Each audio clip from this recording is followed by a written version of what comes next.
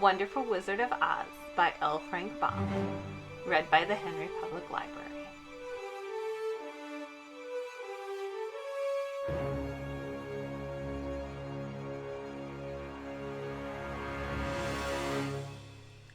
Chapter 18. Away to the South. Dorothy wept bitterly at the passing of her hope to get home to Kansas again. But when she thought it all over, she was glad she had not gone up in a balloon. And she was also felt sorry for losing Oz. And so did her companions. The Tin Woodman came to her and said, "Truly, I should be ungrateful if I failed to mourn the man who gave me my lovely heart. I should like to cry a little because Oz is gone, if you will kindly wipe away my tears so that I shall not rust." "With pleasure," she answered, and brought a towel at once.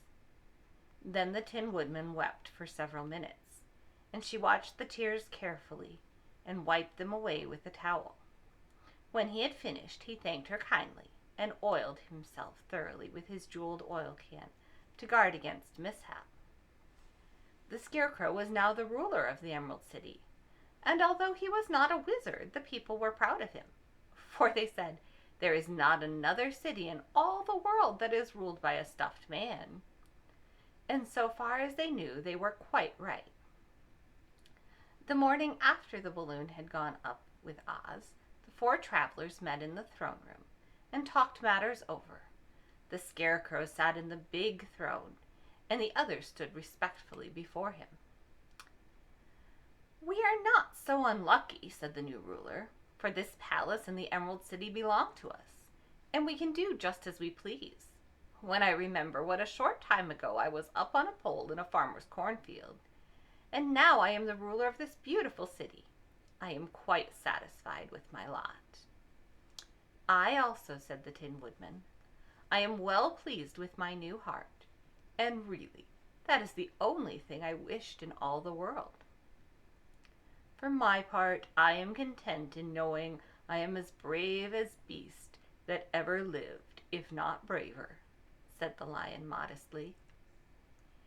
"If Dorothy would only be contented to live in the Emerald City," continued the Scarecrow, "we might all be happy together."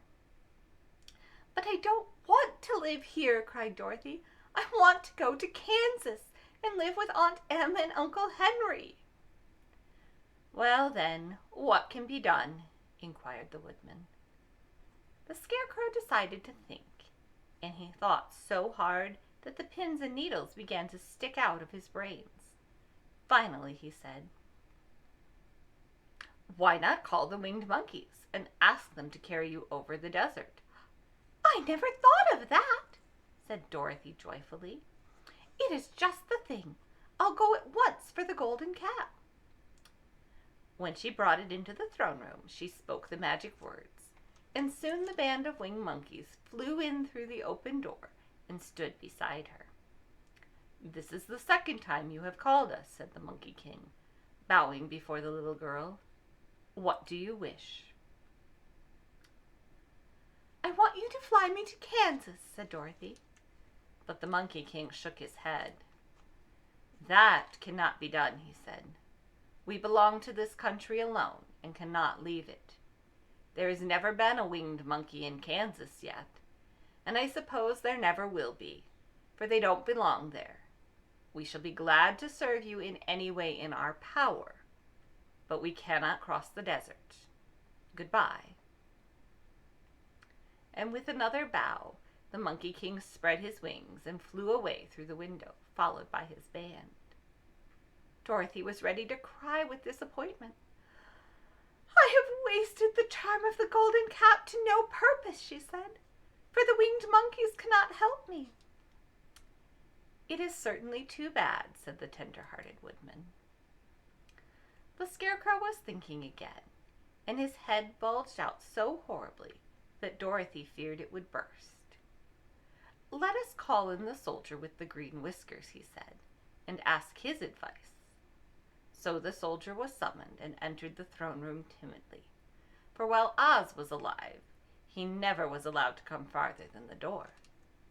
"This little girl," said the Scarecrow to the soldier, wishes to cross the desert. How can she do so?" "I cannot tell," answered the soldier, "for nobody has ever crossed the desert unless it is Oz himself." "Is there no one who can help me?" asked Dorothy earnestly. "Glinda might," he suggested. "Who is Glinda?" inquired the Scarecrow. "The Witch of the South. She is the most powerful of all the witches and rules over the Quadlings. Besides, her castle stands on the edge of the desert, so she may know a way to cross it." "Glinda is a good witch, isn't she?" asked the child. "The Quadlings think her good," said the soldier, "and she is kind to everyone. I have heard that Glinda is a beautiful woman who knows how to keep young in spite of the many years she has lived." "How can I get to her castle?" asked Dorothy. "The road is straight to the south," he answered, "but it is said to be full of dangers to travelers. There are wild beasts in the woods, and a race of queer men who do not like strangers to cross their country. For this reason, none of the Quadlings ever come to the Emerald City." The soldier then left them, and the Scarecrow said, "It seems, in spite of the dangers, that the best thing Dorothy can do is to travel to the land of the South and ask Glinda to help her. For of course, if Dorothy stays here, she will never get back to Kansas." "You must have been thinking again," remarked the Tin Woodman. "I have," said the Scarecrow. "I shall go with Dorothy," declared the Lion, "for I am tired of your city and long for the woods and the country again. I am really a wild beast, you know. Besides, Dorothy will need someone to protect her." "That is true," agreed the Woodman. "My axe may be of service to her, so I also will go with her to the land of the South." "When do we start?" asked the Scarecrow. "Are you going?" they asked in surprise. "Certainly. If it wasn't for Dorothy, I should never have had brains. She lifted me from the pole in the cornfield and brought me to the Emerald City, so my good luck is due to her, and I shall never leave her until she starts back to Kansas for good and all." "Thank you," said Dorothy gratefully.